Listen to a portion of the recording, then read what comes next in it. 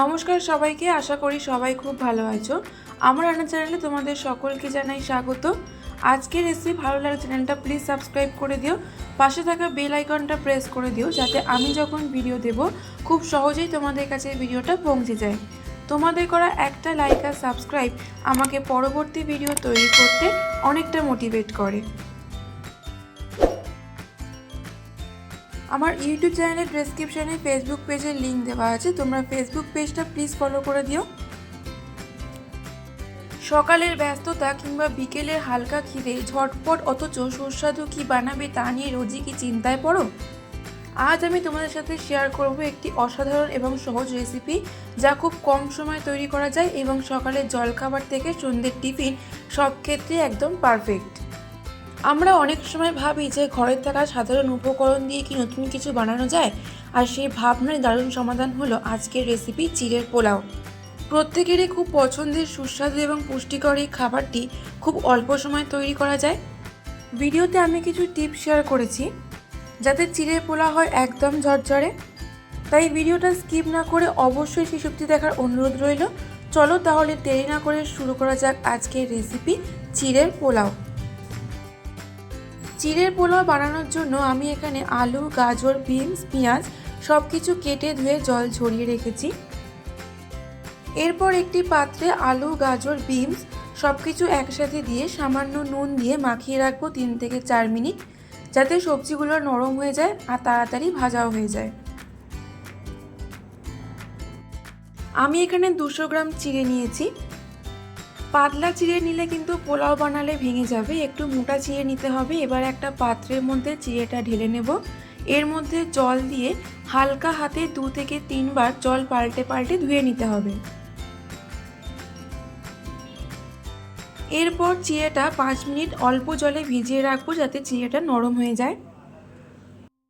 5 minute পর ছাঁকনিতে ছেঁকে নেব যাতে এক্সট্রা জলটা চিড়ের থেকে বেরিয়ে যায়। এরপর কড়াইতে দেব পরিমাণ মতো সাদা তেল। তেল গরম হয়ে গেলে এর মধ্যে দেব চিনেবাদাম। চিনেবাদাম খুব ভালো করে ভেজে নিতে হবে।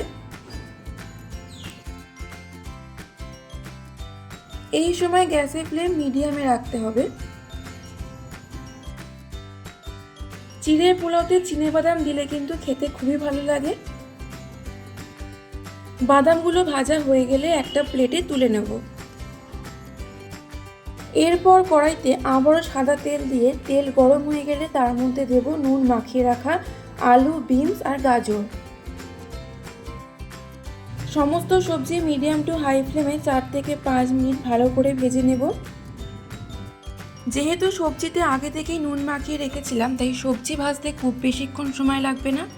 ভাজার সময় সামান্য নুন দেব। যেহেতু সবজি নুন মাখিয়ে রেখেছিলাম তাই ভাজার সময় নুনের পরিমাণটা বুঝে দিতে হবে। সবজিগুলো ভালো করে ভাজা হয়ে গেলে একটা পাত্রে তুলে নেব। কড়াইতে আবারও পরিমাণ মতো সাদা তেল দেব। তেল গরম হয়ে গেলে ফোড়নে দেব শুকনো লঙ্কা, কালো সর্ষে, কারি পাতা। কয়েক সেকেন্ড ফোড়নটাকে হালকা নাড়াচাড়া করে নেব। তারপর এর মধ্যে দেব পেঁয়াজ কুচি। পেঁয়াজ 2 থেকে 3 মিনিট মিডিয়াম ফ্লেমে ভেজে নেব যাতে পেঁয়াজে লালচে রং আসে।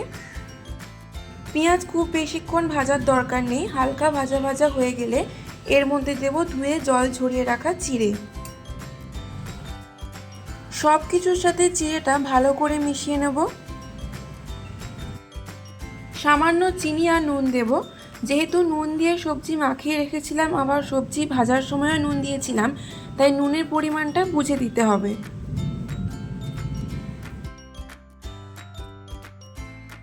তারপর এর মধ্যে দেব ভেজে রাখা সবজি। চিড়ের সাথে সমস্ত সবজি ভালো করে মিশিয়ে নিতে হবে।